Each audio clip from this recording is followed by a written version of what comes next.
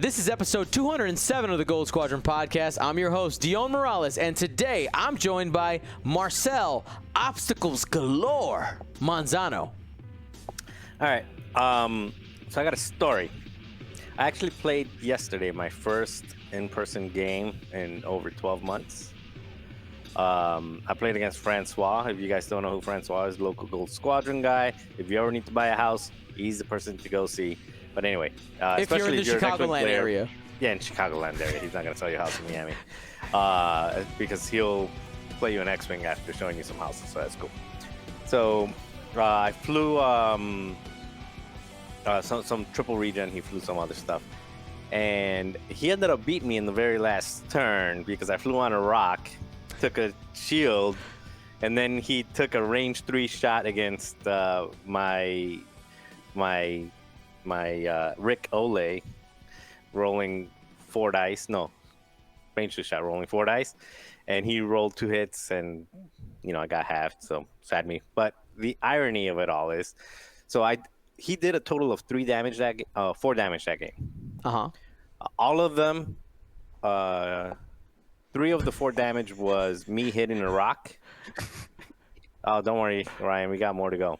So 3 of the 4 damage was me hitting a rock on an asteroid. So for starters, it's actually hard getting back to in-person play after online.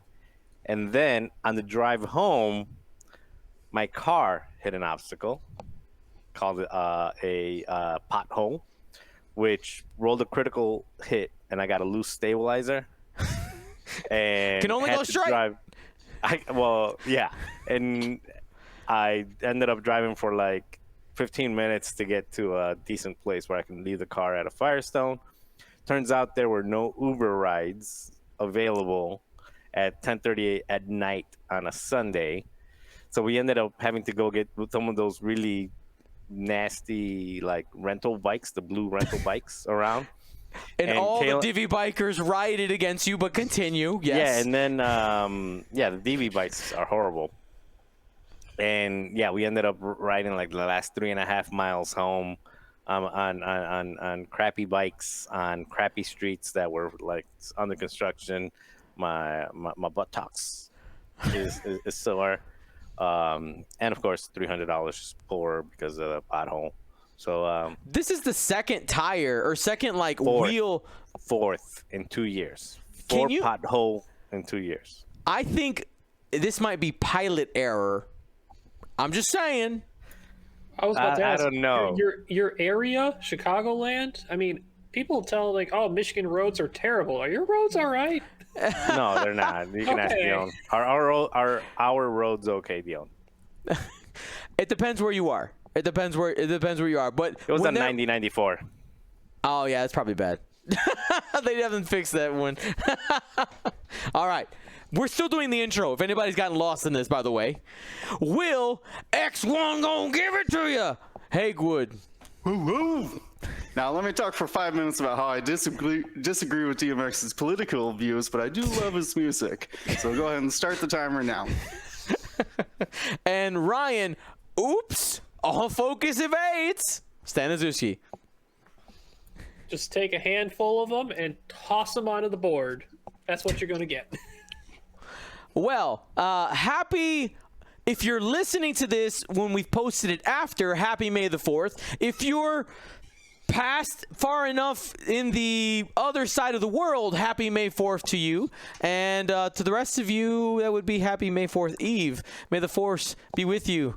All right. So in just general Star Wars news, tomorrow the Bad Batch starts getting released on Disney Plus. So excited about that. Wondering what cool ships we're gonna get. I think we have to get the Bad Batch shuttle. Like that's gonna have to happen. Look forward to a Shipyards episode on that one.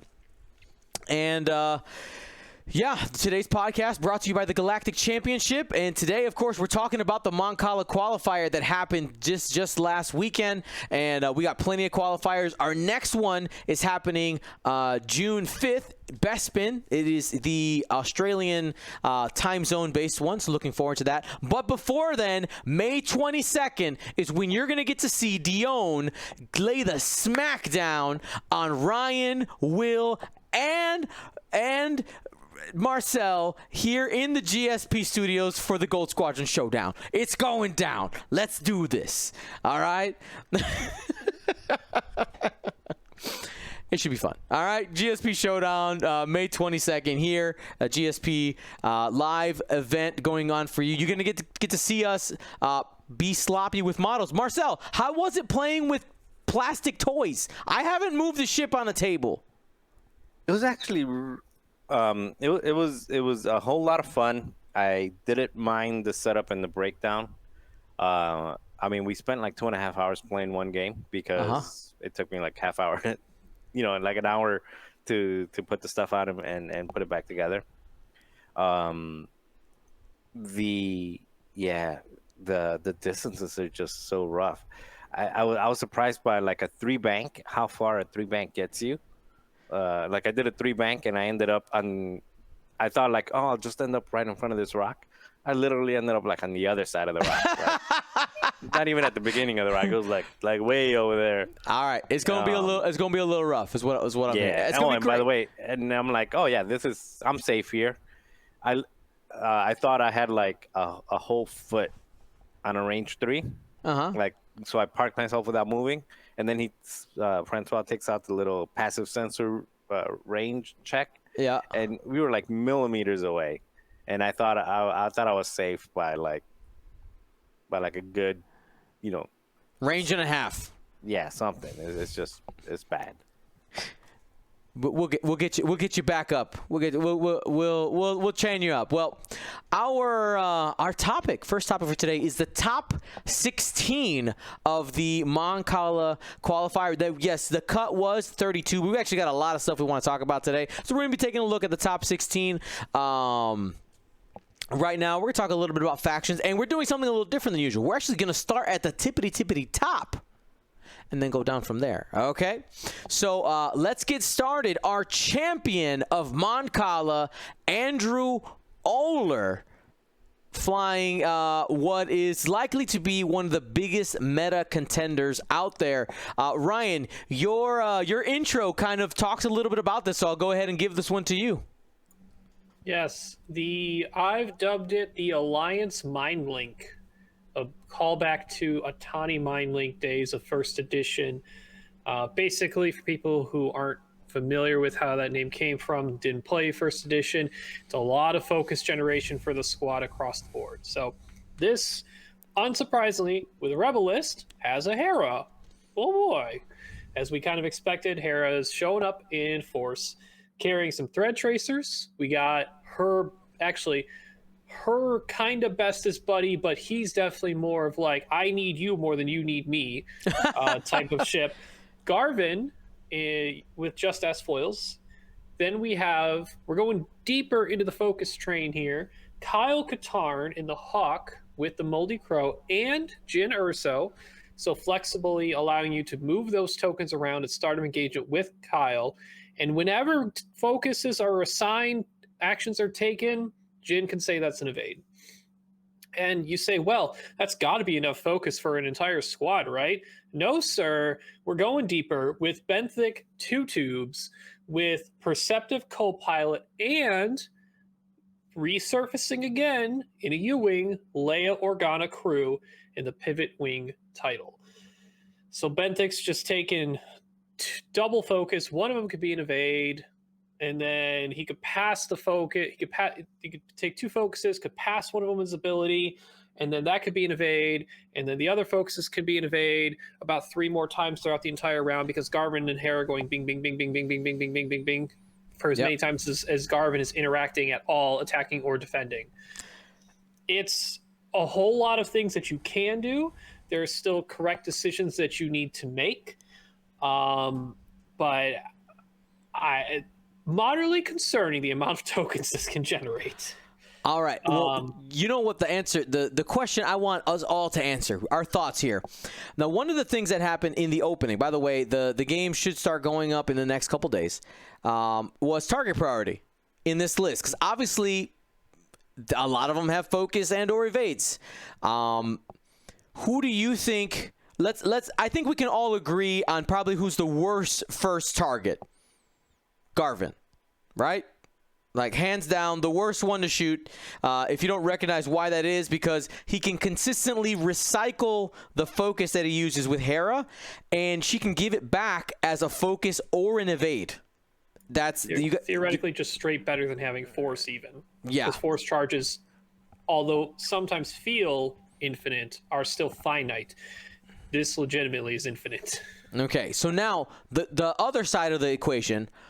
Who do we think is if you have a choice, you're about to do an alpha strike, you've done everything you need, you got all the tools you need, what ship do you want to take off the board first? Ryan, I'll just give us your answer. We'll go Marcel, then Will. So I believe, and this might depend on actually where the upgrade is. In this current structure, Kyle needs to get off the board first. More so because Jyn Erso crew probably needs to get off the board first. I think you could. It's easier to burn Kyle, although Kyle is probably line backing a little bit or just in the second level of the fight. Benthic and Garvin, in the structure of how the squad's moving, are likely towards the front, baiting you to go after Garvin. He only has maybe a focus or an evade, or might have stacked a bunch of tokens. Benthic is the most expensive, though. Is there an argument to say maybe a slight iteration of this list to make it a little more difficult on target priority is to swap Jyn Erso and Leia's position?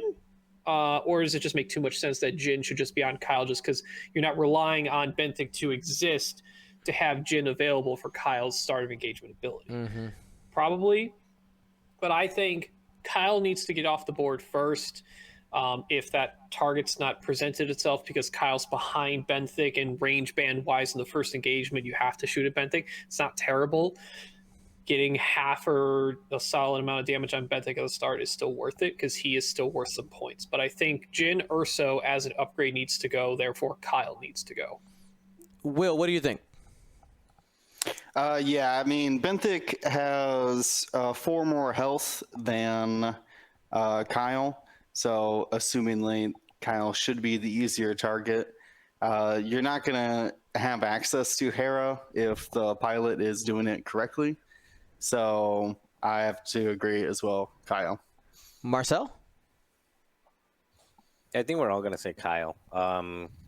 And I think just so we don't jump into like boogeyman world here. Mm-hmm. Ryan said it, like, you got to fly this the right way. You can't just say, oh, I'm going to have 1 million tokens and then I'm going to win a tournament.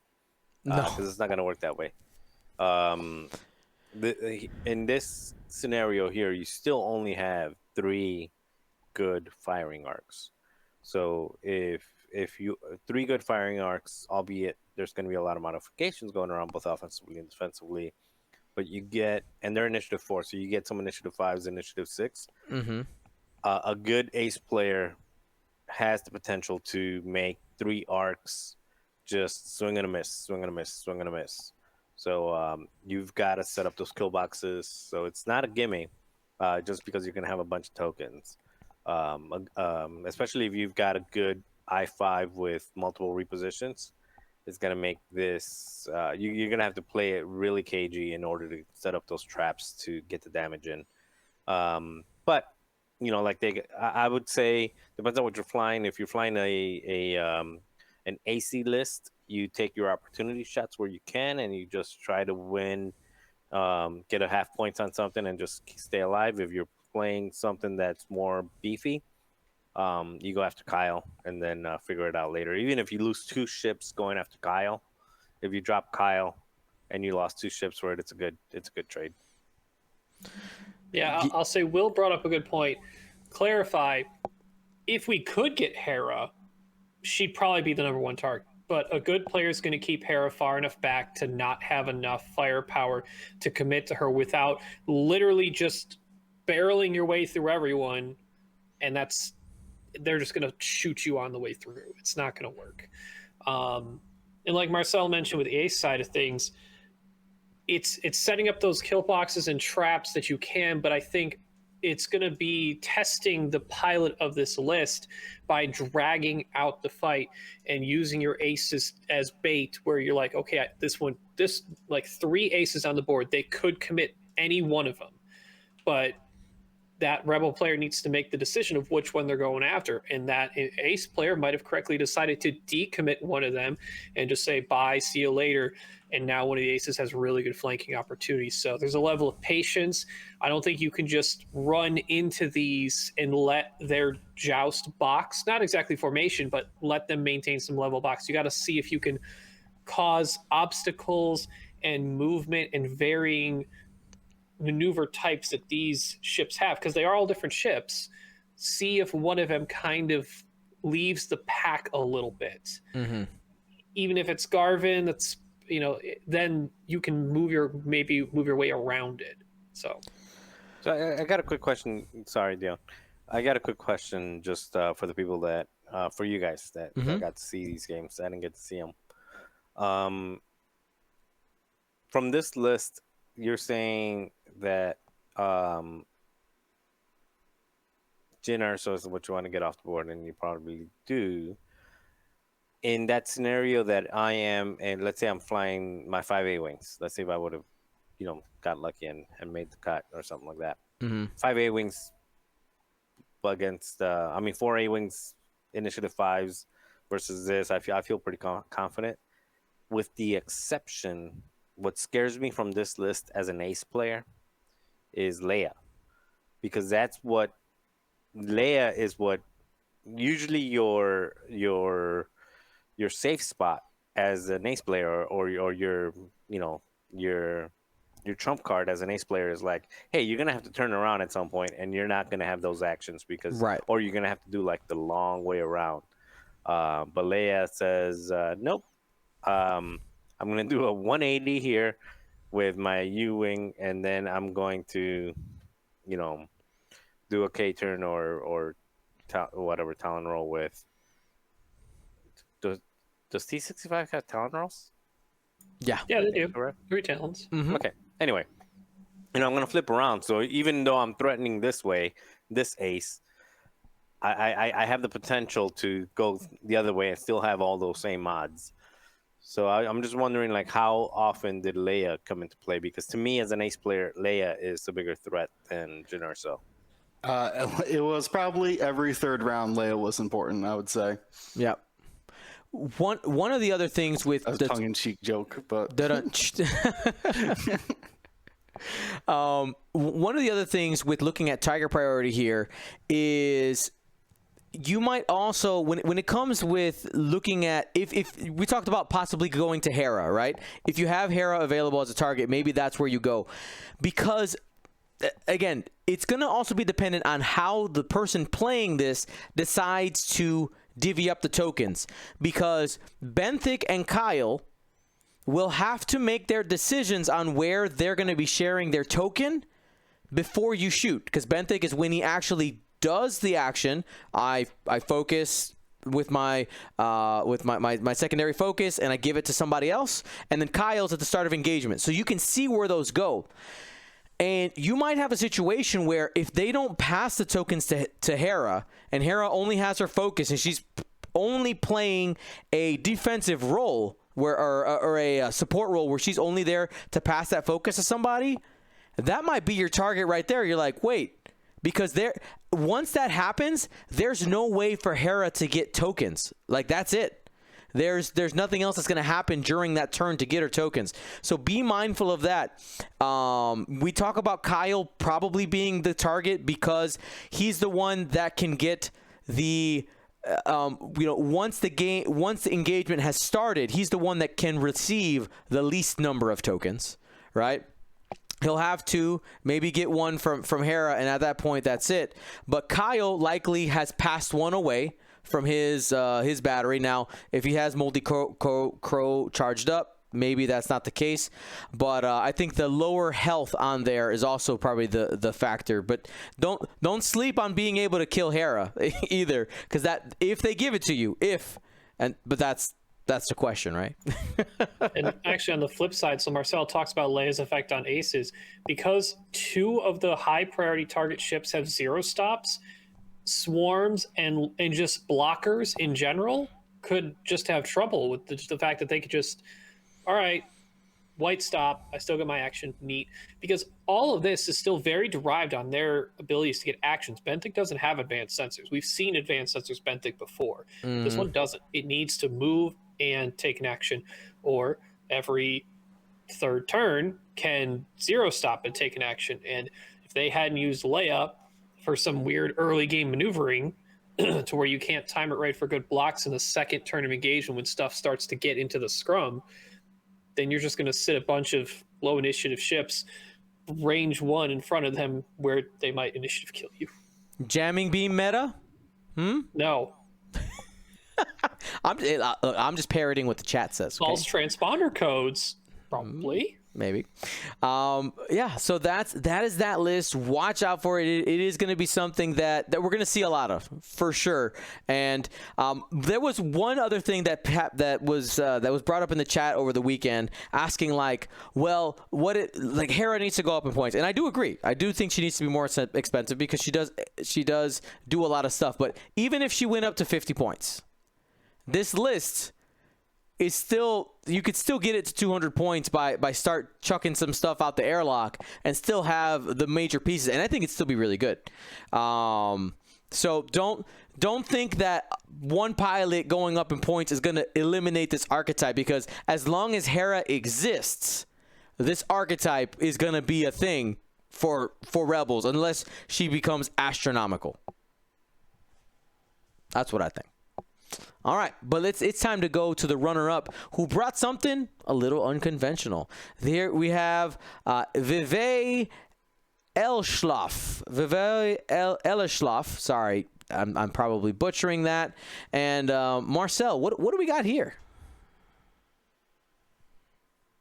All right, so we got an old school, just straight efficiency list. I mean, straight beef and what do they call it now? Like the something about 3 agility.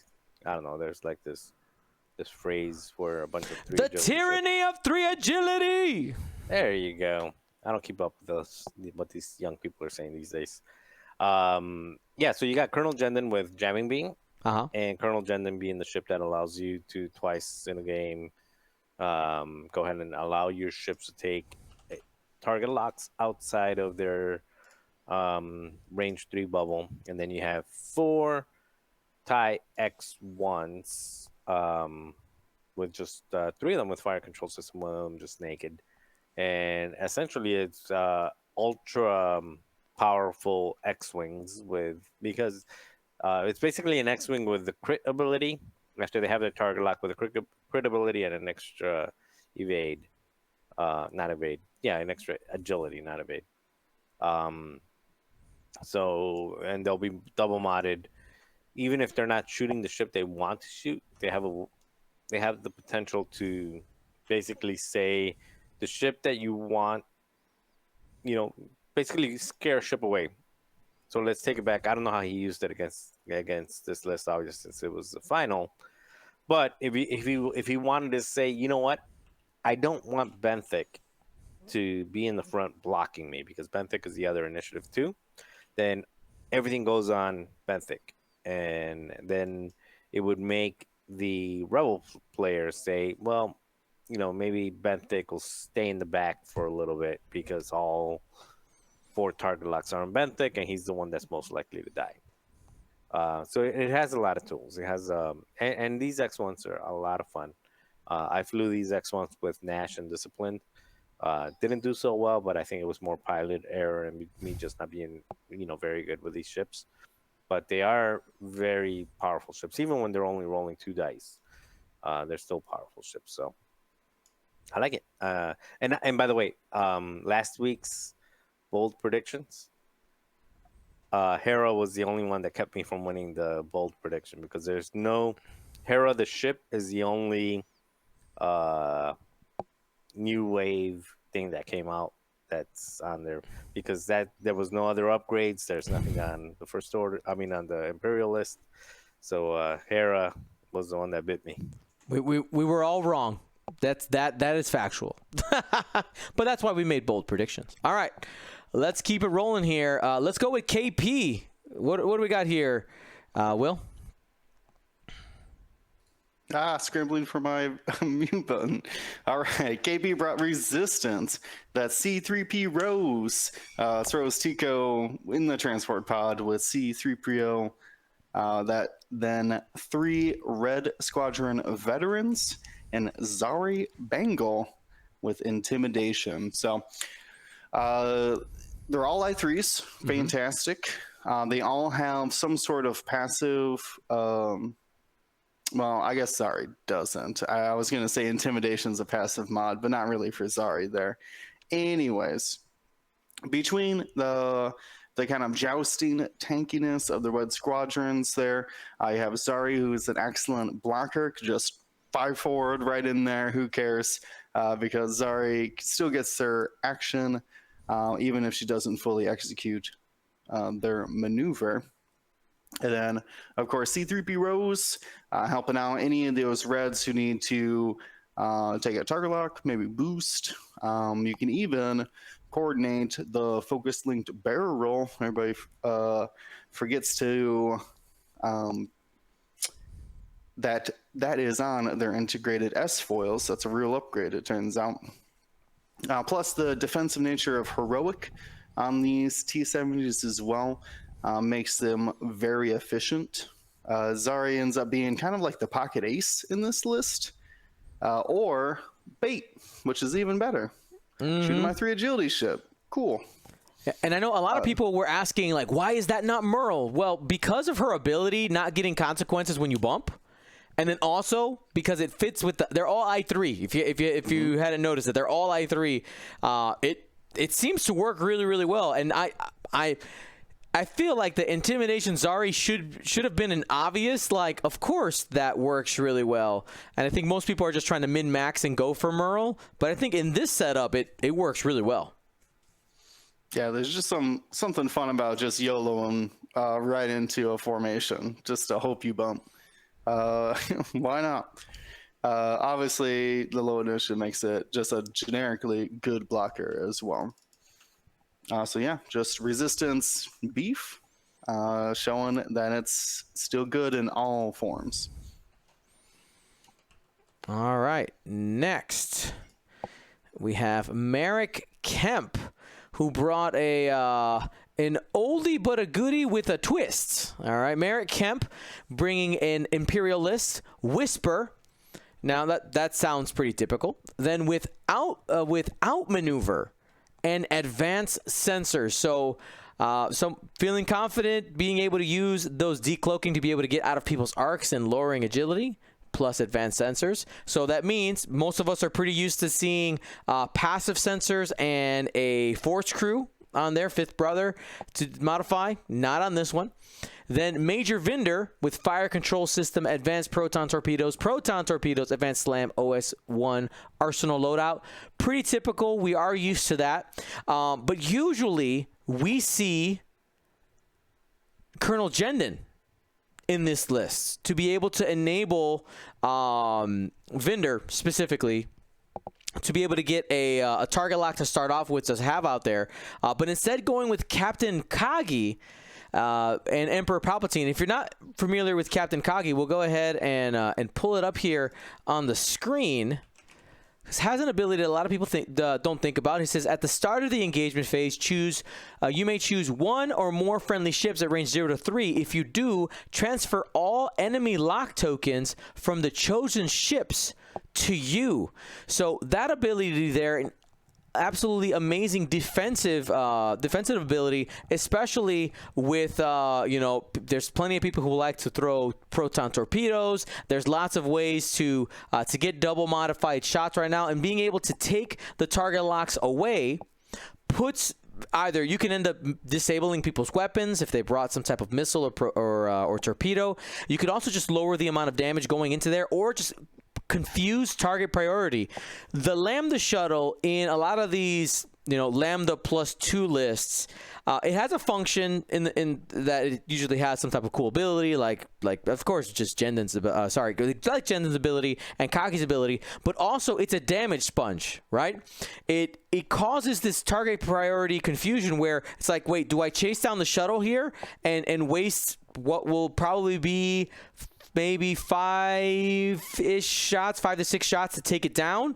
Or do I go after the aces or the other ships in the list? And of course, if you ignore Kagi, the good shuttle players will end up using the Lambda's 3 attack dice arc, 4 at range 1, and dealing damage. If you're going to ignore it, say, hey, I'm just going to shove it down your throat, and there's nothing you can do about it. So there's that, and of course having Palpatine on there as well, this great support piece. Overall, I really like this list. Obviously, Merrick Kemp did a wonderful job flying it, being able to take it into the top 4.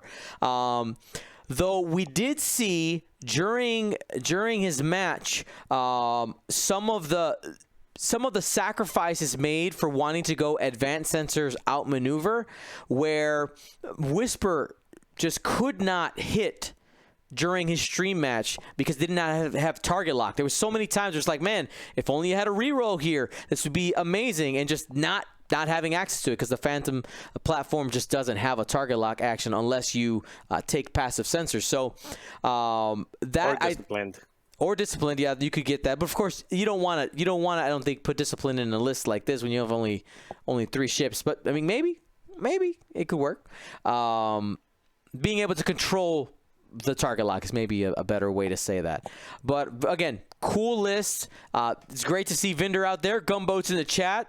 We had to do it during the stream. We had to stream it. So congratulations there. And let's go now on to our next top 4 player. Ryan's going to take a look at Mike Messiah's lists.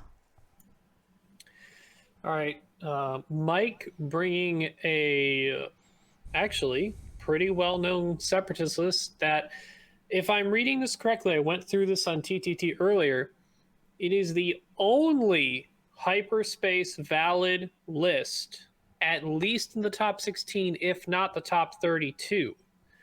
We've seen this in the past. This is the Zam Grievous and Burwer Kret variation of the Zam plus 2 things. Zam running Treacherous, Count Dooku, Thermal Detonators, False Transponder, Hull Upgrade, Grievous, Treacherous, Impervium Plating, Soulless One, and Burwer Kret with Predator and Treacherous. So, interesting to see. This list, albeit hyperspace valid, was able to do really well in an extended format. Really shows the power of Zam mostly, and Grievous paired with Zam. Burwer, sure. I think Zam and Grievous carry Burwer.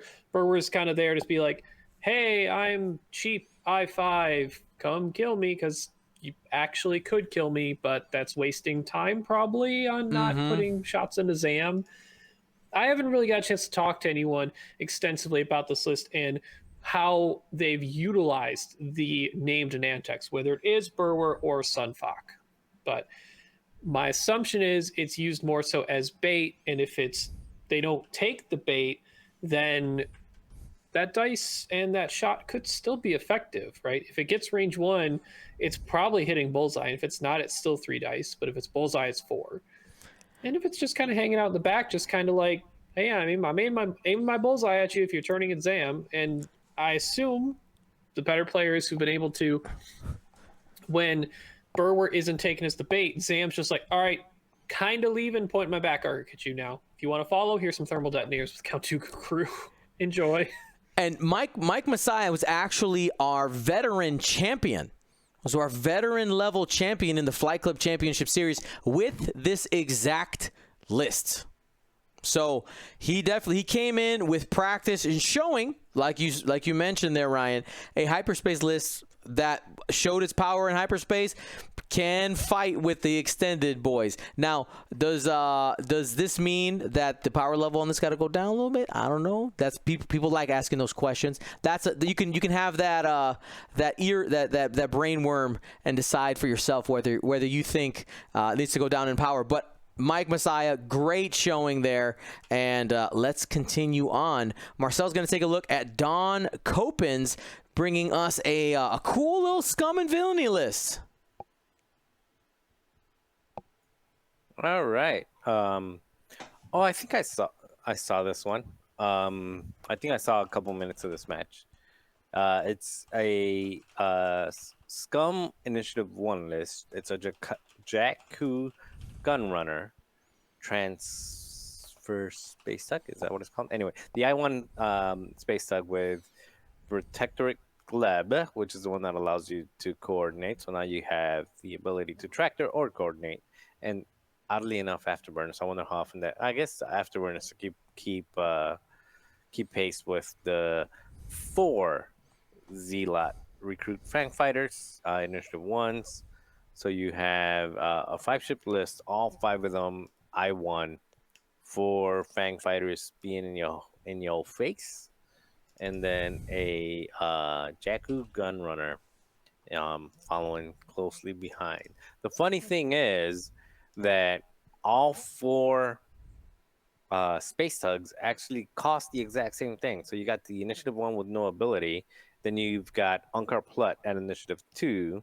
You got Sarko, like Sako. Let's just call him Sako. So you got Sako. You remember Modern Life? You got Sako's thing.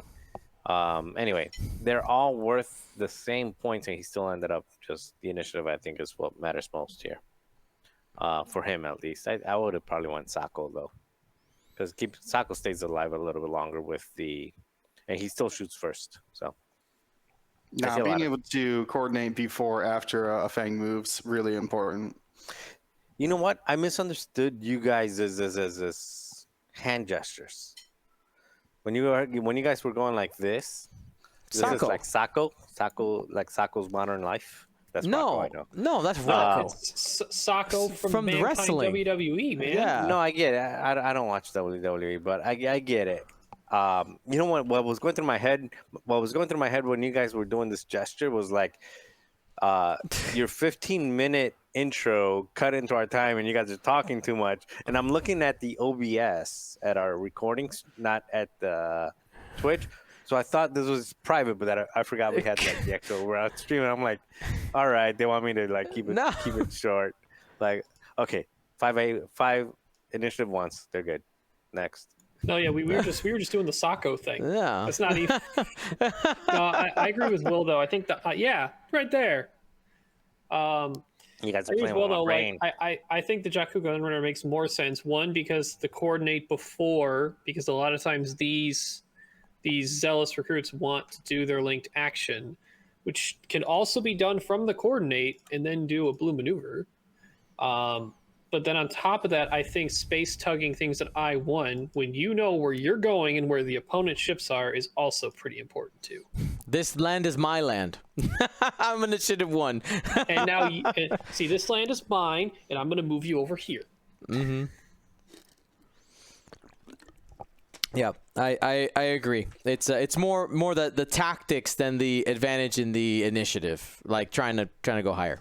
All right, next, Will's going to take a look at Stefan Keel, bringing a what has become a meta staple here, but with a twist though. With a twist, take a look at this. Oh, there's some things going on here. So this is the infamous Zamgo. That's Zam Wessel and Django Fett in their respective fire sprays. Now, Zam Wessel has the Palpatine crew, seismic charges, false transponder, hull upgrade. So pretty standard there for an extended build, taking the seismics instead of thermals. Django Fett taking Composure, Count Dooku, thermal detonators, false transponder codes, and hull upgrade. Also, what's become the standard that thermal or force crew, thermal, false, and hull. This one brings Composure to put the list at 200 points. And I think that this is we've seen this a lot on Fire Sprays, more than I think any other ship since the great Composure nerf that took out people who just got free boost actions. They can't do fancy things anymore. And a lot of this is that you do use the boost a lot with the Fire Sprays. At I6, you're even more so. And if for some reason you were trying to boost to, say, get out of arc, you're like, well, I kind of want to try to risk getting out of your arc with this boost, but I'm not sure if it will actually fit. The composure is a nice 1-point insurance that, yeah, sure, let's try it. We used to see it on Boba Fett because of how medium-based boosting works. That if you can boost, you were range 2 of the ship, but if you can't boost, you're probably already range 1. So Boba Fett used to like it to basically guarantee he was range 1. So yeah, interesting. I actually like seismic charges. We got so used to them for a long time as like the go-to bomb before concussions, ion, and thermals were introduced. Like within the last year, it's really not been that long since we've gotten new bombs. But the guaranteed damage and the on the larger asteroids and things, that circumference of, or wait, diameter? Either one, really. The big old circle that the seismic charges affect is valuable, I would say. Might also be a hard counter to things like Han, maybe? I don't know. That might be pushing it. But yeah, staple list, gonna see it a lot. Hopefully not across the table from you. Awesome. By the way, if you're not watching live, you don't get to see us. You don't get to be a part of us talking trash in the chat. We're talking trash about the upcoming May 22nd. Don't miss it. The GSP Showdown happening live on stream. All right, now Mike Clark brought. I'm telling you, I think we've written off the IGs long enough. There's a threat. There's a threat out there, and they go beep, boop, beep, boop. We got IG-88B and IG-88D, okay? 2 of the aggressor assault fighters, and they're both built out exactly the same. You got elusive, advanced sensors, auto blasters, ion cannon, proton bombs, rig cargo chute, hull upgrade. Don't forget the hull upgrade, and IG-2000. So, they absolutely do a wonderful job utilizing advanced sensors, especially.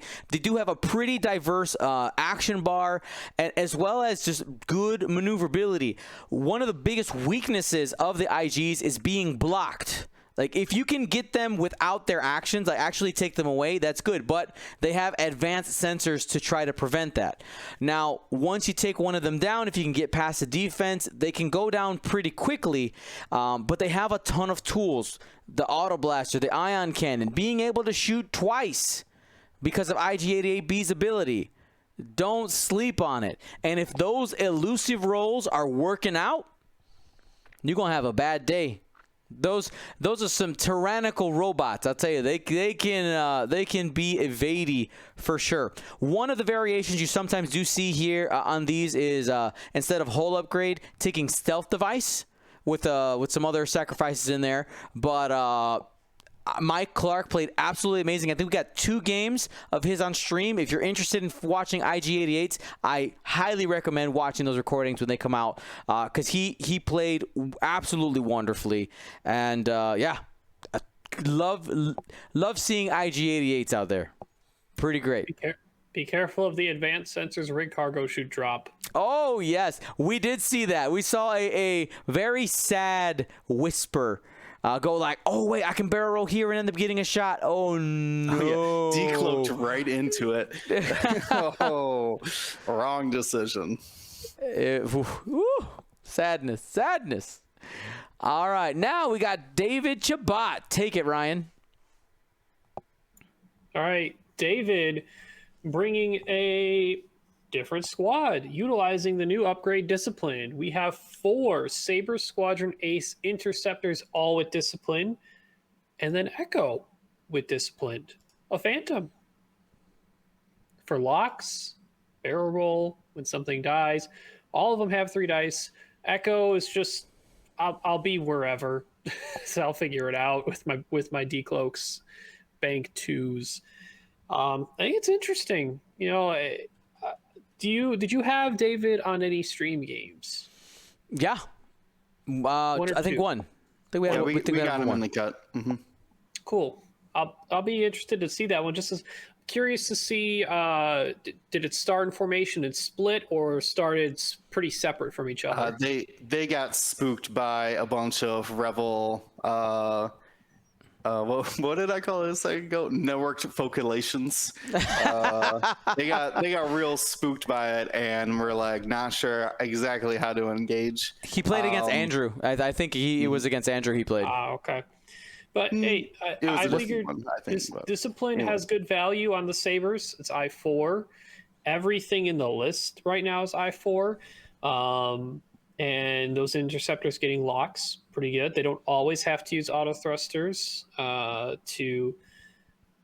it's not every turn. They don't have to use it. Just point arc somewhere, take focus, shoot me. I dare you. Still not great for like a saber to get one-shotted or just being taken off without a lot of good return fire. But I just think positionally, these 5 ships can create solid kill boxes, and they can be good independently if they wanted to spread and close, similar to how I used to fly 5 A-wings, where they would, if I had some amount of initiative advantage, I could spread them out, create wide set kill boxes. They could bait on, they could take the bait on one side of the board, and because they're all very fast, they could close in. But if my opponent has initiative and everything in their list moves last, say triple aces or like a Django Zam, that's still like 15 attack dice being thrown at them. So I'm now a jousting squad. Don't go in front of me. But also I have repositional capabilities to adjust where that kill box, that maybe I'm a little bit tighter in my positioning so I don't get picked off by those aces. But I have positional advantages that other jousting lists don't. Good stuff. Let's keep going. Another appearance of the Resistance. Ian Becker taking here, pretty similar to something we saw earlier. Finn in the transport pod. But we got Rose with a couple of Red Squadron escorts. Now they were built out a little bit different. Let's go ahead and read the squad. We got Finn with Heroic, Rose with Nothing on her. I know most of the time we see C-3PO on there, but not today. A Red Squadron escort with S-foils and jamming beam, and then a Red Squadron escort with R6D8 and jamming beam. We'll revisit that here in a second. Jeff Pava with BB Astromech to add that extra charge in there, and also jamming beam. Now, off the top of my head, I honestly have no clue. It's the new one where you get rerolls for if you get a reroll for every friendly bullseye the defender's in. So here we'll go ahead and bring up the card here. While you perform an attack, you may reroll a number of dice up to the number of friendly ships at range 0 to 3 that have the defender in their bullseye. So get a bullseye, do some rolls. All right. Pretty solid. Yeah, that's just, you have 5 ships in the list. Someone might. It's kind of like saying you're kind of just Pava, but more conditionally, and only on attack. You're a worse just Pava, but hey, you get rerolls, and it's 4 points if you're trying to invest in having those offensive modifications where you normally wouldn't have it. Seems pretty solid. I mean, do you think it's worth more in this list to have R68 and BB8 than it is to have C-3PO and Rose, though? That's my conundrum, because I think what BB is 3 on Jess. Well, you can't afford it. It's 4. So if you take the R6D8 is 4, C-3PO is 5. So if it's just a straight swap, you take BB Astro also off of Jess. You could do that. But what if he loves that? What if he really wants? It's not. No, so this obviously still works. Jess has more charges, right? That's still good. You're making someone a slightly mini Jess. I just usually we see C-3PO and Rose because it is really good. Mm-hmm. She might be just up front with Finn, just trying to soak damage to preserve the T-70s for the end game. Because Rose and Finn are surprisingly difficult ships to take down for being little pods. Mm-hmm. Yeah, it's interesting squad there. It definitely when I looked at it, I was like, this is an interesting mix. Obviously, it worked well for Ian, got him into the top 16. And I'd be curious to see how often, this is people are referring to R6D8 as the Predator droid. But yeah, how much potential if you're playing against, especially if you're playing against large number of ships, you're playing against 4 or 5 ships in there and they're flying in formation, you can choose your target priority by saying, hey, I know that R6D8 is going to trigger on this one. Jess triggers anyway because she's got her friends. Rose is probably in the back. If you can get rerolls on as many as possible, Finn's doing his thing as well. It could end up working out. Yeah, most of these guys are I3, so you could shoot the one, like say the hurt enemy in a bullseye first, before you move on to the other ships. Mm-hmm. All right, well, let's keep it rolling. Marcel, take a look at John DeBoer's list. So John, the last name Theon pronounced, flew a Rebel Alliance list with Blue Squadron 1, 2, 3, 4 X-Wings, T-65, and 2 Cala. The most surprising thing about this list is there are zero threat tracer missiles on this. So you've got it's a 6-ship list. These are all the initiative ones? Oh, they're These not. are the They're initiative 2s. Yep. Yeah. Even the Talos are initiative 2.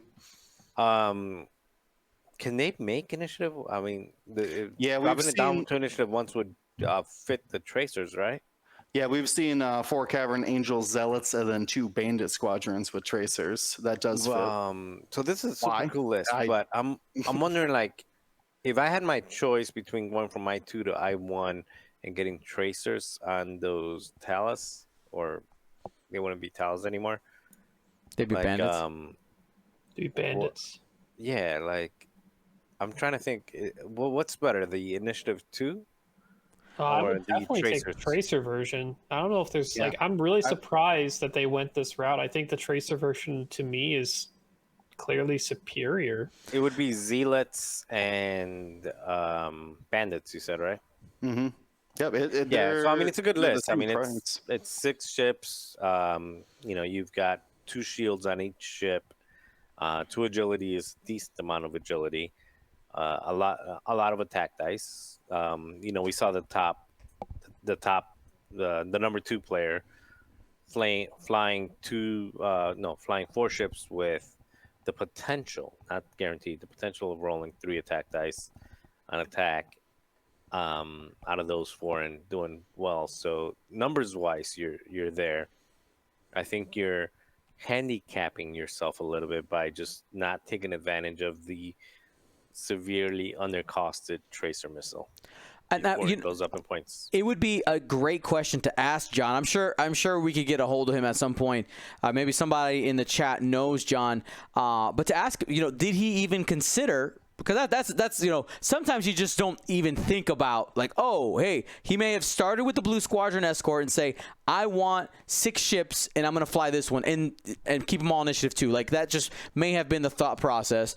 Or was there a conscious decision between, I actually don't want to go down to initiative 1, and if there was something, which we don't know, we're going to have to ask John, to ask of it. And look, John's in the chat. He says, nope, didn't even think of it. So there you go. Wow. John. Wow. Try out the initiative ones, and maybe you win the tournament, man. You got to the top 16. You get the little extra modifiers. And I think his opponent, Paint Strip, I think it's KP, was one of his opponents at some point. KP says, if he would have flown the initiative 1 version with the tracers, I would have lost. So there's a little bit of anecdotal evidence. Yeah, because it also turns those Z95s into 3-die guns. Even if they're not doing damage, like that target lock that you gave is a damage in itself. So again, adding an extra 2 3-die guns or converting two ships to 3-die guns, and then getting those extra modifiers.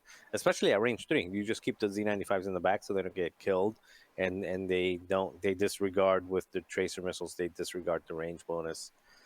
Super scary list. They're saying rematch in the chat.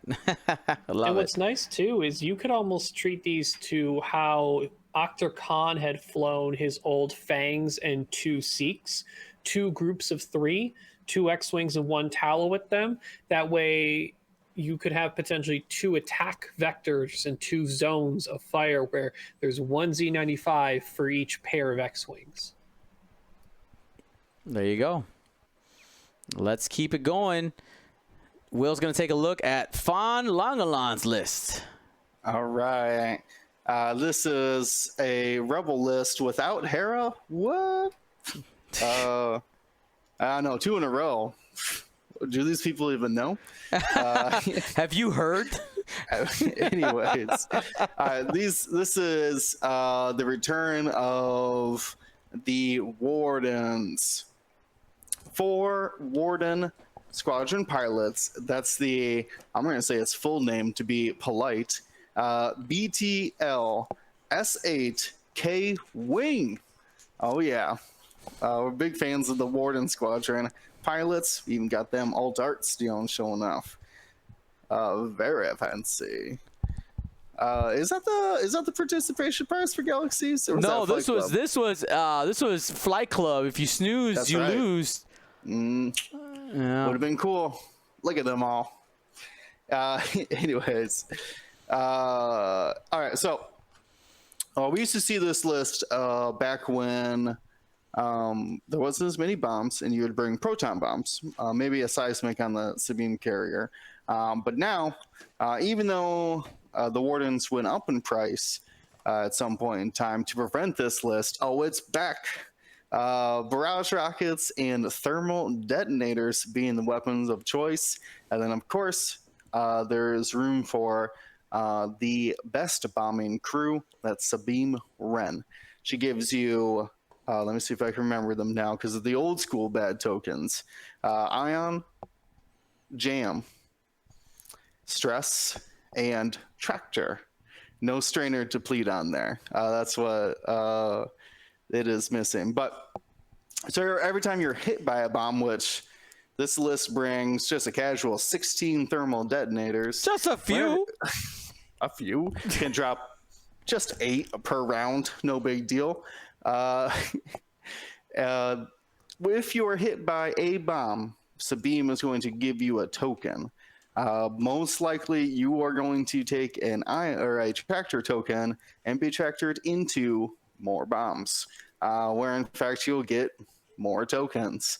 You might be even take that ion token, so you cannot avoid more bombs. With the Wardens, 2 dice bow tie, the barrage out the front, and 4 bombs able to be dropped before reloading out the back, creates a almost 360-degree threat range. There is 4 of them. They're at 9 health. They're surprisingly quick with that medium base slamming. Like, they can come find you. It's like I said, we used to see it, like I said, a lot more. It's kind of faded off a little bit, but like thermal detonators definitely brings this list back into full competitive mode. Mm-hmm. Well, watch out! Don't sleep on the 4K wings. They will be coming. Let's keep it going here. We got Julian Galdoe bringing Dash. Yes, you heard me, Dash. And Benthic 2 tubes for a total of 200 points. Dash has Trick Shot, Biston, Perceptive Co-Pilot, Shield Upgrade, and Outrider. Benthic 2 tubes, Deadman Switch, Advanced Sensors, Generso, Perceptive Co-Pilot, Hull Upgrade, and Pivot Wing. Now, here is another instance of us seeing Benthic 2 tubes, or you could just say more Rebel token shenanigans, being able to pass tokens with Jyn Erso, basically saying, hey, this Dash is going to be super hard to kill. All right, because essentially in this list, Benthic is there to serve Dash up the tokens, and Dash's goal is to end up, just having 2 shops, hopefully, with Biston, right, on double sides, or sorry, different targets, and being able to have potentially 3, not potentially, I guess, if you have Benthic there, you're going to have 3 focuses potentially, right? 2 for Perceptive, you got to have 1 to be able to do the double shot. But that allows you to spend the focus on the first attack and then have a focus for the second one. Like you have the modifiers there, which is great. And then of course you could also change it to an evade. But just really, really good synergy there, and you gotta be smart with Dash. If you're not, he goes down. I know we did have Julian on stream, and in that one it did end a little bit quicker. I believe it was about a half hour, 40-minute game where Dash went down really fast, but that's because the opponent identified what you had to do real quick and was able to burn down Dash pretty fast. But still, great run by Julian, getting into the top 16. All right, Ryan, we got the Jason Chong next with another version of Django Zam. Let's just go ahead and hit that real quick. Yep, Django Zam. Nothing too crazy with this one. Standard, except slight difference. Count Dooku Cruise on Django, Palp Sidious Cruise on Zam. Besides that, they both have Treacherous, both have Thermal Detonators, both have False Transponder Codes, and actually Django has hull upgrades. So Django is worth more, potentially leaning into the idea that, you know what, my opponent's going to go for Zam first, going to likely trigger Palp Crew more, meaning it's going to be able to take advantage of, like, all right, Rebel Captive style, like, you shoot me, I'm going to give you a stress, and count on Django to help finish out the game, still being able to use Dooku Crew as long as within range 0 to 2 of Zam anyway, or use Django itself. So leaning into the I6 finisher, since most people are gunning for Zam first. All right, and then we have K Stuff bringing something a little different here. Go ahead, Marcel. Another appearance of Dash. Rendar. So you got Dash Rendar with Trickshot, Biston, Perceptive Co-Pilot, and Stealth Device, which seems to be outside of Stealth Device. A Stealth Device and Outrider are usually, like, people will leave Outrider out or will leave Stealth Device out, but Biston and Perceptive are like the staples on there. They're always on there. Then you have Hera with Proton Rockets and Jake with Proton Rockets. So again, not different than Benthic. Different in that you're not giving it evades. Well, actually, no. Actually, it's not undifferent than the Benthic 2 Tubes version, because Jake can toss a focus over there. Hera can toss a focus, or hey, Hera has an evade action. Hera can just take an evade and give Dash that evade when he needs it. And this particular list, I think, punches harder than the Benthic 2 Tubes version, because not only do you got an extra shot, but those Proton Rockets can do some serious damage. That's 5 dice. Now you've got 3 ships with the potential of throwing 5 dice on a given turn. That's a maximum of 20 dice in one round by 3 ships. Yeah, 15 against 1 ship, but 20 total. Yeah, now that is some serious damage output there. Yeah, this is a good list. I don't know what to say about it. I don't know about that Stealth Device. I'm sure it came in handy, but maybe the evades and free focuses were a reason to have it on there. That is Jake and Hera keeping Dash alive. That's what that is. Hey, here's their focus action. Here you go. Stealth Device on 2 agility is what? 6 points? Yeah. 6. Okay. And you guys' opinion, 6 points is better spent on stealth than shield in this one? Yeah, because the he's idea normally... that... Yeah, go ahead, Will. I was going to say, he's Dash Runner's trying to be range 3 behind an obstacle. He's got Hera there for evades, Jake for focuses. Like he should be very defensive. We saw no. This was against Iraq, I believe, right? That we caught on stream. It was the Iraq. It was the Chunguses that he faced off against. I'm pretty sure. And Rack just kept shooting range 3 gas cloud obstructed onto Dash, and it was like 15 minutes or so. It was like the back fourth of the game before Dash ever lost his stealth device. It was a long time. Combination with the obstructions and Hera passing evade tokens for as long as she can until she's ready to strike that one powerful turn with Roton rockets. Yeah, Dash can be really defensive. I think if there wasn't evade tokens to be passed to Dash, then we might have a discussion because there's no blank mitigation, but there's a very easy blank mitigation with evade passing. Easy. And last but not least, in our top 16, Will's going to take a look at Paul Nixie and his scum list. All right. We got the return of the Spacers. This is a lot of them. I was gonna say that they all brought. I was gonna say that they all brought something, and I was like, well, it's. Anyways, we got 2 with plasma torpedoes, 1 with tractor beam, and then 2 with ion missiles. Then with them is 2 Banari pirates with thread tracers and false transponder codes. They're all I-1s, so the Banari pirates can shoot first.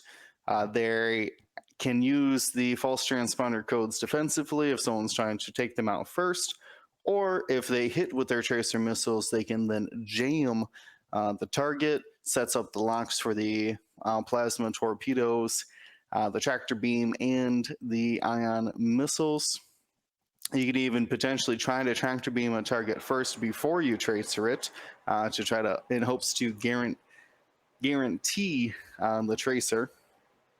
But all of these, the plasma torpedoes threw me off at first. I was going to be like, oh, all was standard. No, wait, no, not at all standard weapons. But that's some long-range potential, some real alpha strike qualities there with the plasma torpedoes. With the rise of A-Wings, V1s, there's a lot of 3 agility ships that bring just 1 or 2 shields, where a single damage going through on that plasma torpedo can have a ship. So that's really efficient there. The tractor beam pulling somebody just into range 1 of 7 ships, or 6 other ships rather, is disastrous. So this is a very interesting take on the spacers and tracers that we normally see. I think it's very interesting to lean into those lock-based munitions instead of, say, the standard auto blaster or just some regular cannon. You know, I feel like this would probably match up really well against the Separatist fire sprays. Those plasmas out there, just being able to get rid of those shields early. I'm just trying to think. I'm just trying to think. Why are you bringing plasma torpedoes? Why not another 3 dice attack? That's obviously targeting shielded things. I mean, maybe even against the rebels. You know, if you're just getting 1 damage through, it equals 2. Being able to push through those shields. I'm just thinking, why plasma? The comparison for a 3 dice long range damaging weapon is concussion missile. They're a point cheaper. You do get an extra charge. But they do have that blast effect, the expose everybody's cards effect on there. So I think it's, as you said, like to take down some of the beefier ships where the normal just 2 dice blinks just wouldn't be able to do. I mean, I think if we look up through most of the lists in the top cut, predominantly shields exist. So that as long as more than 1 shield exists on a ship, there's extra damage there. Besides what the sabers from David, the fangs from Don, I am sure Baruch, but I mean you got Zam and Grievous to shoot at instead. Everything else has shields worthwhile shooting at, and even if you get 1 damage on, say, an A-wing like Hera with a plasma, that's 2 damage. That's half. That shields. So I do like plasma torpedoes. I think it's a good call. I'm just not a fan of, if those red tracers don't hit, well, there goes my damage, like almost completely. Right. I can't rely on that myself. Not when it's just a 3. Sure, it's a 3 attack that ignores the range band the added range bonus defensively, so you can have that sort of snipe to range 3, but you're still only focus modded, so you're doing a 3 dice focus attack. They don't always hit. Well, so that's what I was going to counter you with, is that remember, you can shoot a threat tracer with target lock, calculate, or target lock, focus, or calculate. Now, granted, they're I1, so you might not always get the target lock, but you can go in there and target lock for the tracer missile, activating the false transponder code in hopes that you can hit harder. That is definitely true. You just got to make sure that ship is still going to exist in your arc for that to really be as effective, because the nice thing with the focus is the flexibility on target decision. Mm-hmm. But still, even just if you have that many ships and you're facing like a triple ace, even just taking the lock, like you mentioned, and then jamming that ace type ship that's now going to be out a token for that turn, and you're basically saying, if you land anywhere in my Z95 arc, you will be sad at all. Mm-hmm. So if I was able to get a lock on you, that means my arc is a threat now, and I've already jammed you at the same time. Good stuff. Well, that was our top 16 for Mancala. There's plenty of other lists to look at. The 32. There's lots of things to glean. Really curious to see how the meta will evolve, and we'll talk more about that as we get on the roll up to Bespin. Now, as for main topics, is it next week, gentlemen, that we're drafting? Is that next week's podcast? Yeah, right. I'll draft today. I don't care. Does the draft count? Does that include the bans and picks all in that same day? Yeah. All of it, same day. Got to get the big board ready, baby. 22nd. Yeah, that would be. There's only 2 episodes, not counting this one, before the showdown. Yeah. So probably should. It depends on if you guys need time. Apparently, Marcel does not need time. I'm ready to go today. Let's do it. Let's fight tomorrow. I keep thinking that someone's rolling a blank up on your screen, Marcel. That's somebody's rolling a what? Someone rolled a blank up on your screen. What is a man blank up? What? I rolled a blank. Blank dice. Yeah, you don't see it? Am I crazy? I see it. Oh, you're talking about there it is. Like, come on. Is that why I keep losing games? Yeah, that's right. They're just the big old blank dice staring down. I need to go up there and tell them to draw a little like squiggly in the center. For our audio only listeners, in the background, one of the skyscrapers from Marcel's view has a green diamond out there, but it's just plain. So resembles a blank die. All right, so we got some interesting questions of the week, and we also want to get to list of the week. So we might cut a couple of the questions, but we cannot go forward in question of the week without answering Cool Blade's question. I tagged him on Discord saying, hey, we answered your question during the podcast. We didn't answer his question during the podcast last week, so we're going to answer it this week. His question is, could a different starter set be created for each faction if they kept with the 3 shipped in a box theme?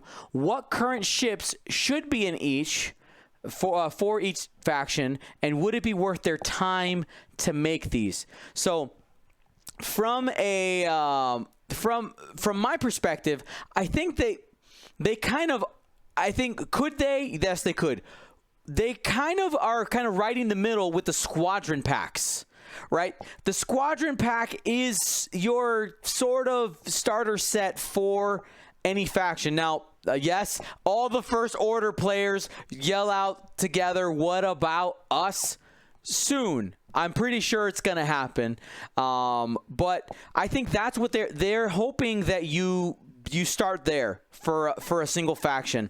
I don't think it's as I'm thinking for business, I don't think they should go back and make another starter set, to be completely honest, because they're going for the Squadron pack. Like, if they can get you to buy the box, the starter set for the damage deck and the templates, and then go with the core set, or not with the core set, excuse me, with the Squadron pack, I think that's a great way. And but also, they've created these other products. They have their their templates, even though I don't like them. They're plastic templates.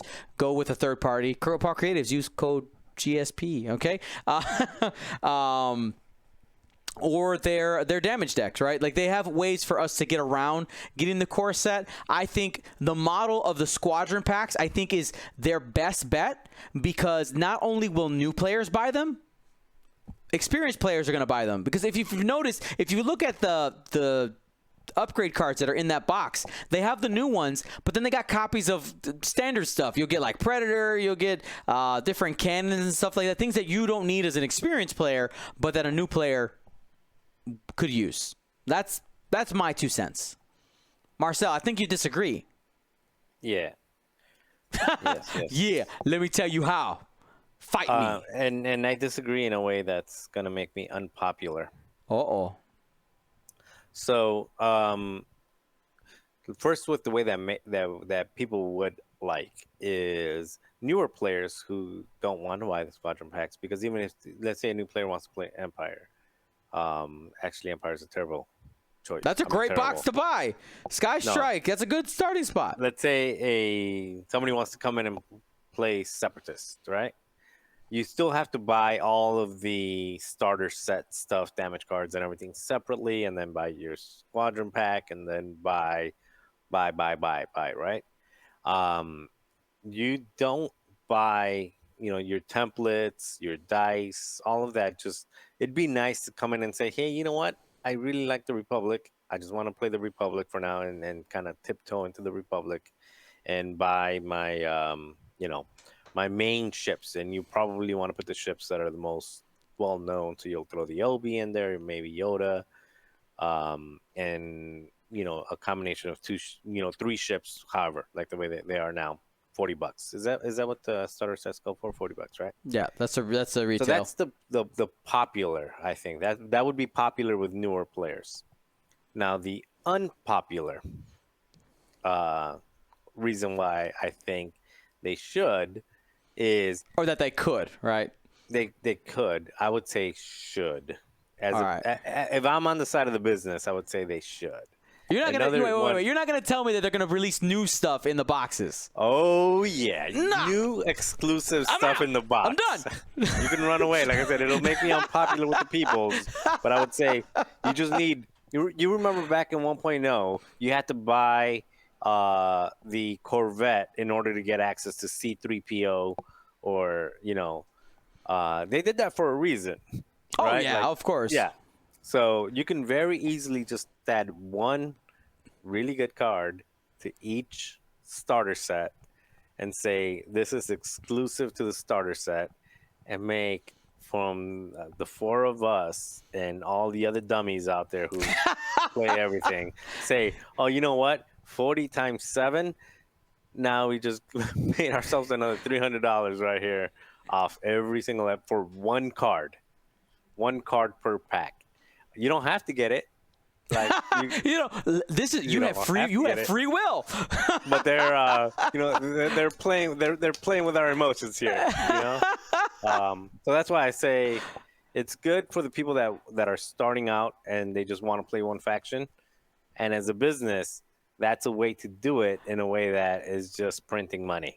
I mean, it is like, okay, they'll give you now you have another 3 generic dice, and you have another 6 asteroids. Whoop-de-doo. Actually, you know what? They don't even have to do cards.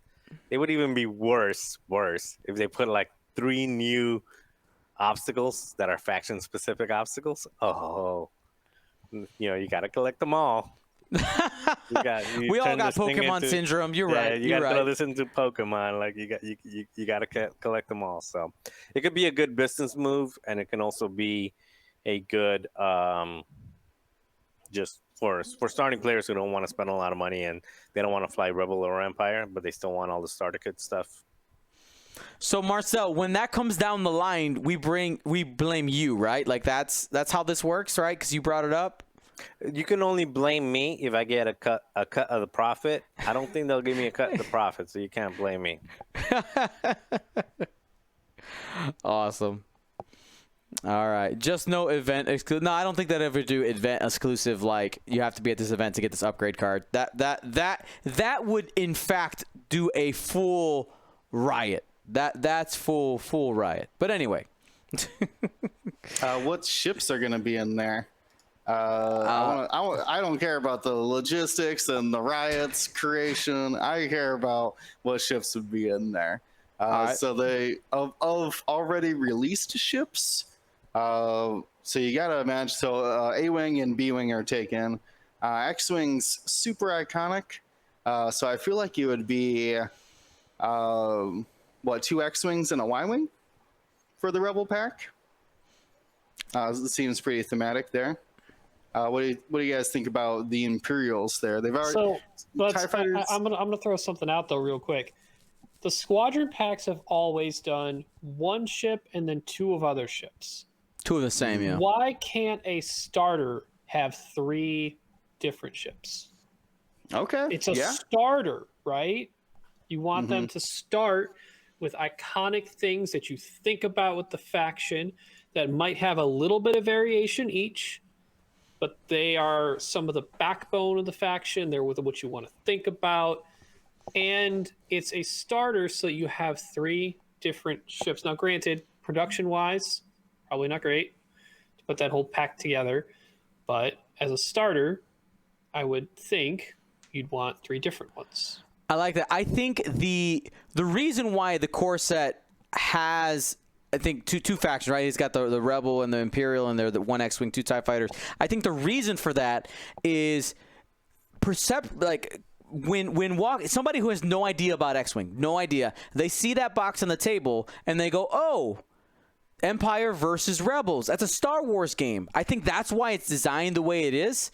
But I think if you're looking at it as just a competitive game, so for instance, I've never played 40K or any of those like that, but I know I've been in game stores where you see like the different army boxes and they got like 4 or 5 different units. I don't know what they're called, but like different models in there.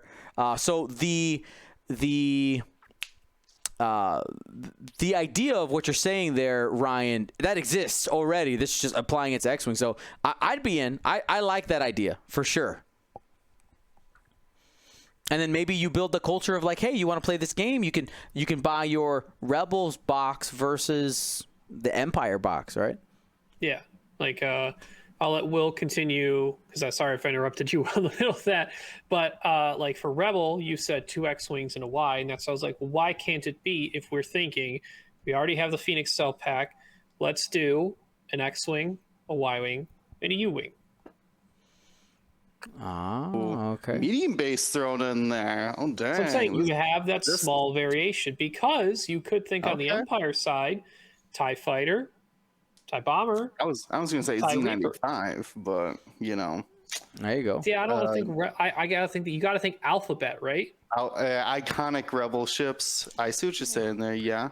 All right, so box. Man, so if we're including, that's gonna get up to like $60 MSRP now. That's what I was gonna say. Sure, but hey, that's like it's a starter. Starter packs in a lot of miniature games tend to be the most expensive thing, but are still great values. Yeah, I mean, if you're getting dice cardboard templates, let's be real here, and damage deck, a faction damage deck too. They don't even need to print more on those. Just throw the ones they're already making in there. So what are the iconic ships for Empire? I mean, there's already 2 TIE fighters in the core. Do you really need TIE Fighter V1 and X1? Does the core exist in this world? I mean, yes. I mean, it does, but like, well, maybe they stopped printing it. They stopped printing it. They said we're going to go in this new direction. if we compare it to other miniature games, I think cores still exist, but then they still have starter packs on top. I always equate to 40K because that's what I used to play. That was my first ever miniatures game. I'm so glad I got out of it, by the way. But yeah, they still have cores, so I don't know. Will, what's not interceptor, not defender, not fighter, right? Those would be the first things that are already. Yeah, I mean, they've already re-released them in second edition. The X has to be an X1, right? Like that's what's going to draw the attention is that X1. Beyond that, like I just don't think that they. Someone said bomber, which is a great idea. So I'm probably going to go striker as my third ship then, if we're going out of the box ships. Okay, I like it.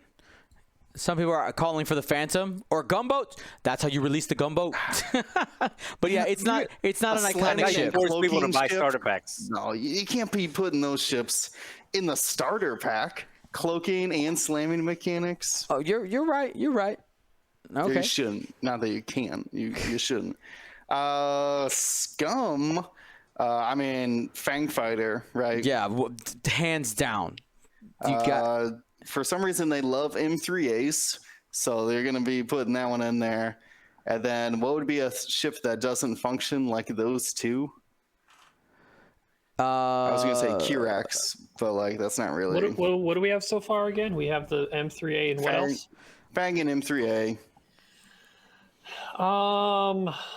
I think you gotta throw a little bit of bounty hunter action in there, right? You can go Yeah. G1A. G1A? I know, I was thinking that too. Like, Because you wouldn't put the that's fire not spray in there, iconic, right? though. You wouldn't. Yeah, you no, would. I that's don't way think. too I don't big. think you would put a fire spray in the box though, because you want to sell that extra $30 box right there, because people will buy. Oh wait, Boba Fett. I want Boba Fett. So you don't put Boba Fett in that box. Why not? You hate people? You don't want them to get like nice Hate things in people? boxes? Oh, okay. Now you're the one who started us down okay. this road. We could do Star Viper. Okay, yeah, I like that. Very draws the attention. Interesting, but then you're all three agility ships. I guess I don't know. Maybe swap out the spacer for a Z. Why not a Kirax fighter? I mean, it's basically an X-wing. Okay. Kirax. Most people can't pronounce that. Like if you told someone to go up to that box and say, "What's that ship?" That's the is consonants everywhere. No, you just say that's a Star Wars ship. Star Wars. Yeah. And some people are calling for the Hawk 290. So, but we're assuming that the Squadron pack exists already, right? So that's already in a box. So that's the can't do that. only issue there. I think the resistance is super easy. It's an A-wing, an X-wing, and the Fireball. Or are we bringing back the Star Fortress? Is it going to be like Last Jedi themed? Because we really haven't had a Last Jedi themed box, right? Herald's of It'd be Hope nice to do the was transport. Rise. Transport's 2 ships though. That's a lot. So of you said we have the A-wing. yeah, A-wing, X-wing, Star Fortress. Introduce the Resistance Y-wing. Oh well, I mean, it probably would get its own pack because of Rise of Skywalker stuff, but like, man, there's not a lot more. I've been waiting. Fireball doesn't feel iconic though. I've been waiting for my little what's her face here? Zori Bliss. Zori. I mean, Been waiting for my little Zori Y-wing for a bit now. Oh, she Did lost we a throw our hand. first big base in a starter pack with the Falcon? We haven't seen that No. re-released. Yeah, the The Rebel Falcon's out, right? Rebel one's got one. Yeah, but not the Resistance Falcon is what I'm saying. True that. Got to get that Wedge Gunner in there somewhere, right?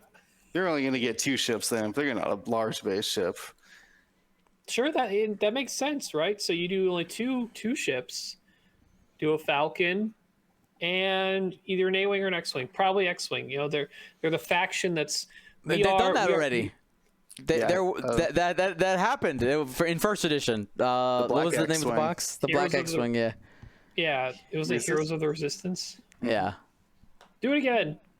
2.0, I mean, literally. Why not? I mean, it makes sense to me.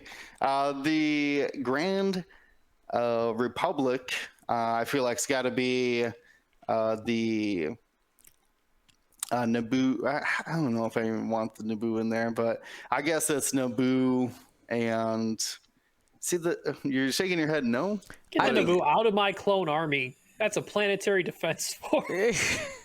But it's iconic. I mean, That's the thing, though. You're not wrong. You're not wrong. Give me an ARC 170, some other clone single fighter, and probably a Jedi fighter of some type, right? So it's the V-wing then. Yeah. So you get the.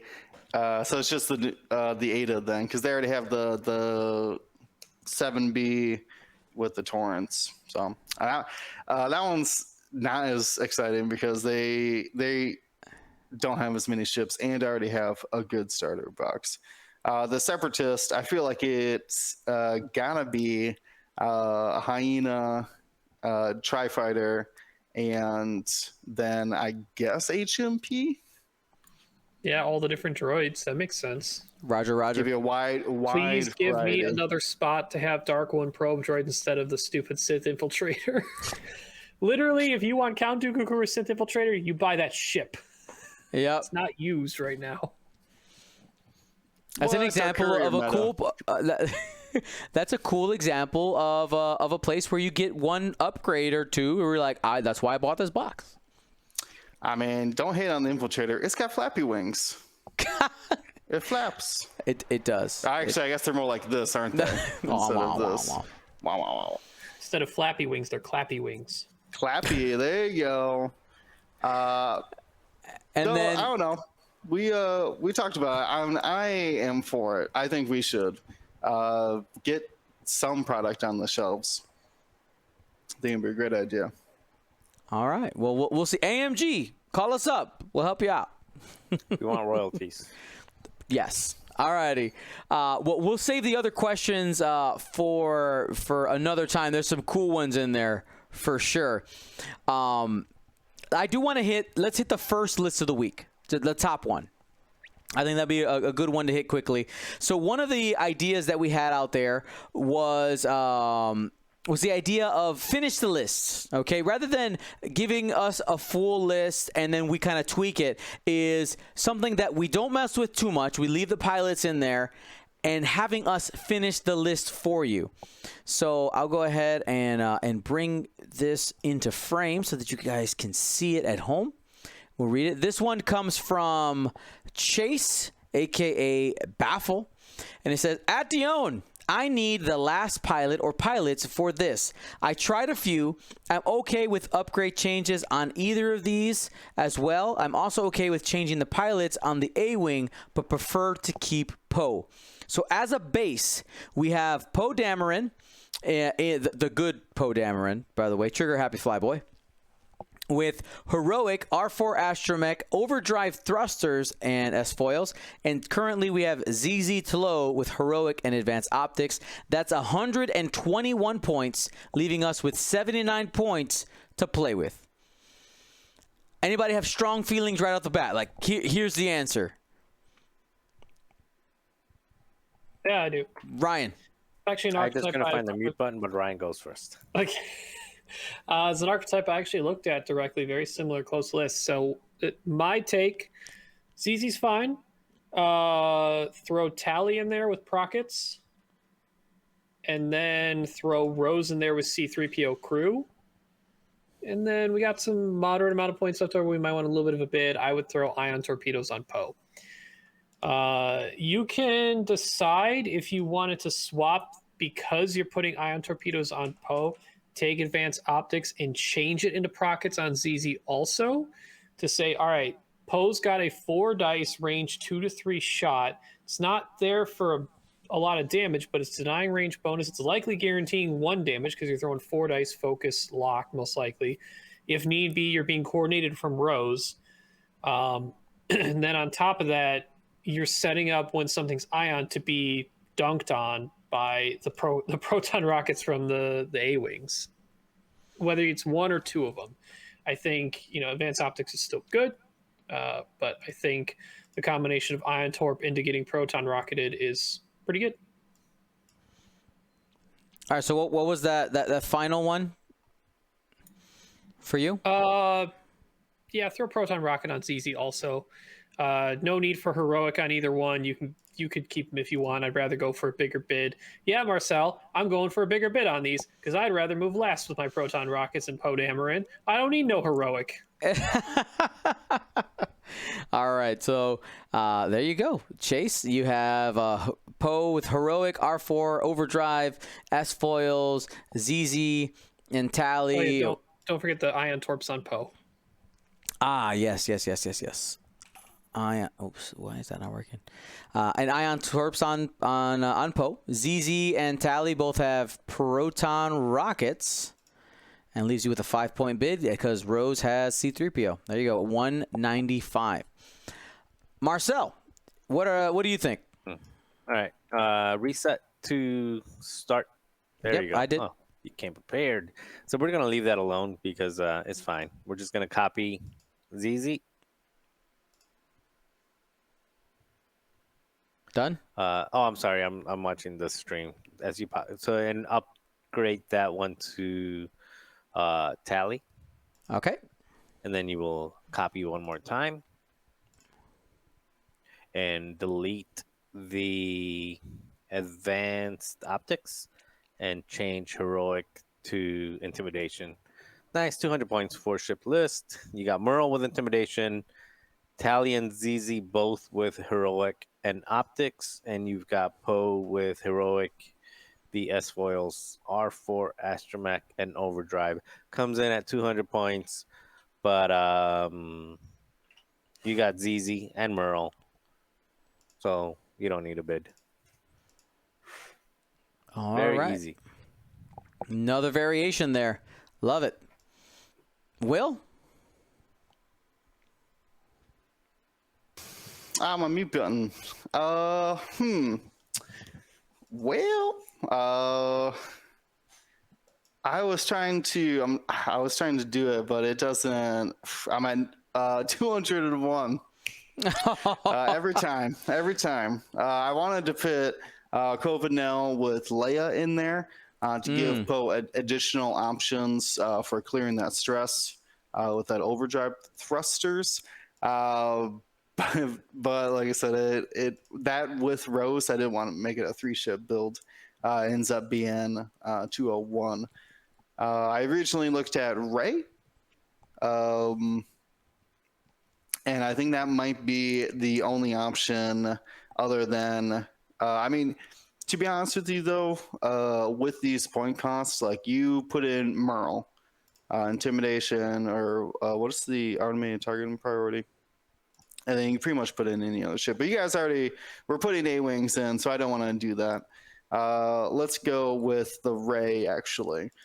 So with Rey, you get 11 points. And while Rose is good, I think you still have to reach for that Finn gunner. Being able to add the blank. If you take target locks with Rey a lot, you can even reroll that added blank. You have 2 points left over, and I feel like you might as well grab the Falcon title. But I don't know.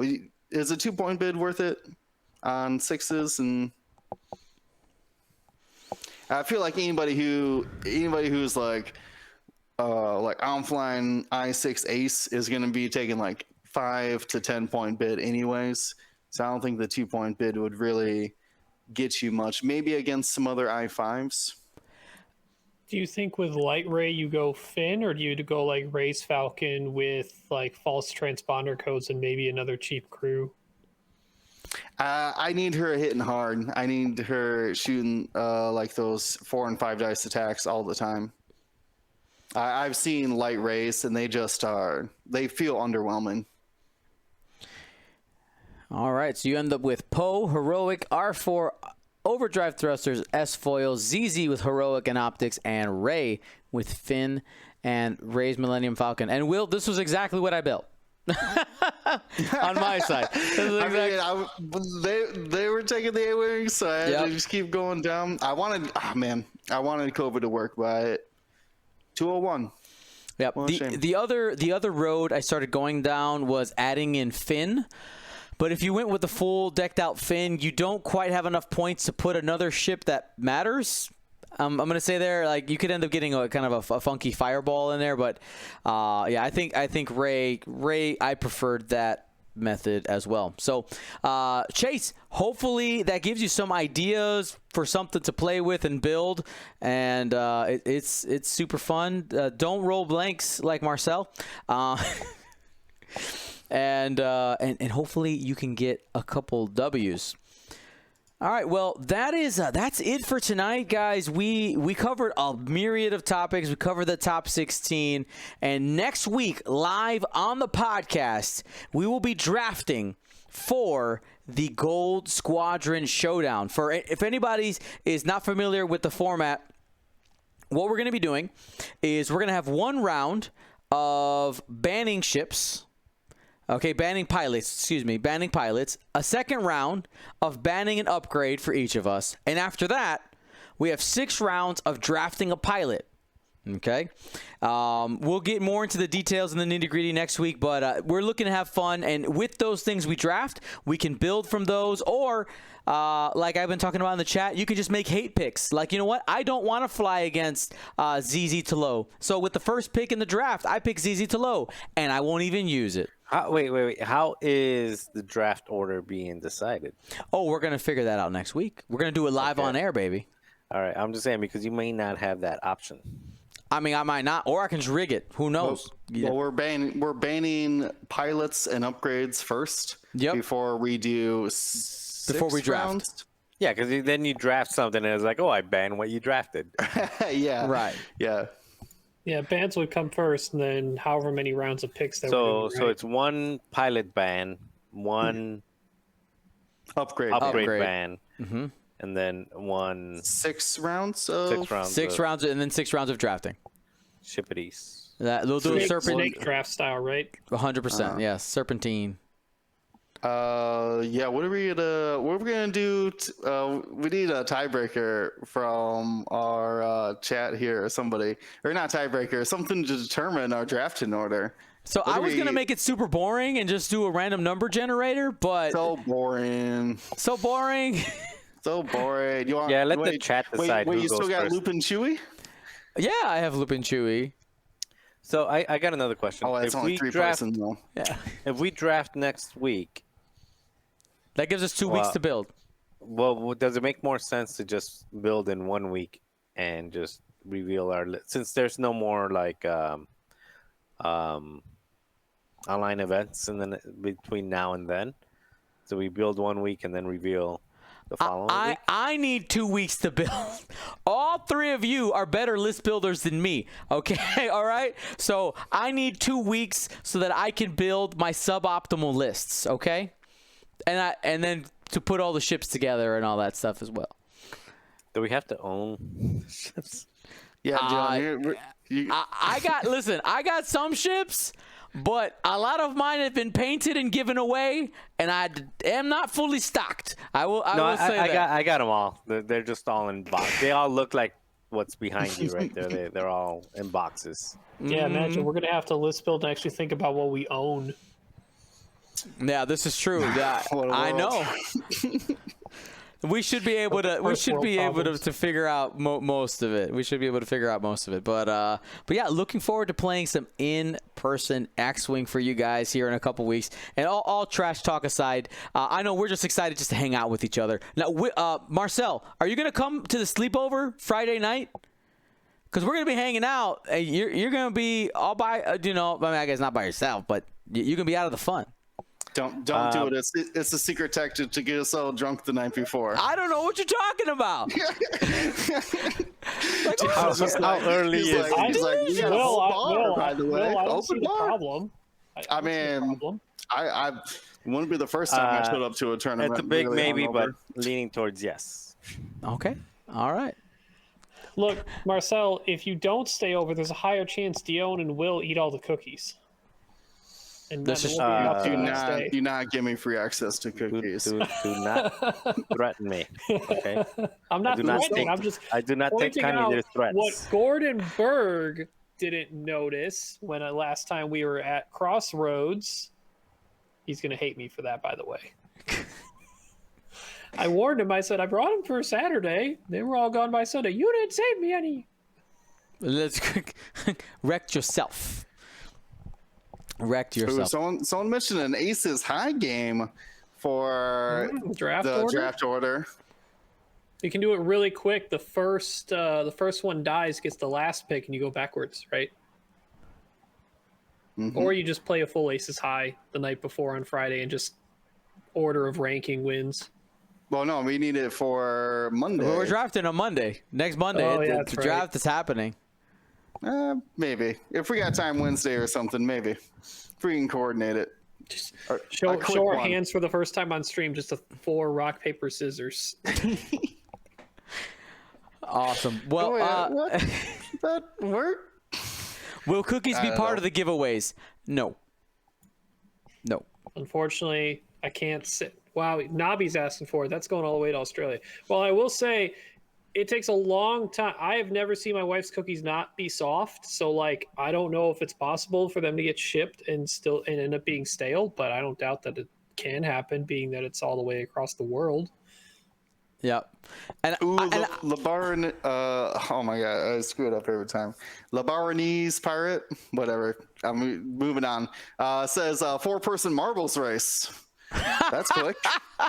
that is a quick way. People, the likelihood we all fall off the marble track like 3 times in a row is pretty high. Well, Just keep then going, whoever dies first dies. If you die, you die. If he dies, he dies. I will say with the cookies, as you guys know, we started talking about Gold Squadron Paint Wars like months ago. This has been a epic struggle with the mail. Okay, we are still waiting on packages. We had packages go to like 3 different countries. No, so here's the best one. We had packages. I had a package 3 go to the UK, get scanned in, and the UK was like, go on a vacation. They hit the Netherlands and Australia, and then went back to the UK. We're not mailing you cookies. They won't make it. I'm sorry. Okay? If anybody's wondering where's Paint Wars, there's your answer and why everything is delayed. Soon, TM. That's what you got. But we are looking forward to hanging out with you guys here in a couple weeks live on stream, and just, of course, just being together. I'm excited to see these guys in person, have dinner, talk, watch movies, play board games, and I don't know, maybe we'll stream something Friday night for funsies. It wouldn't be X-Wing, probably not. Maybe it is. I don't know. We'll see how interested you guys are as we get closer to it, and what we want to do. All right. Thanks for watching, everybody. Be smart, be safe, and remember, Gold Squadron.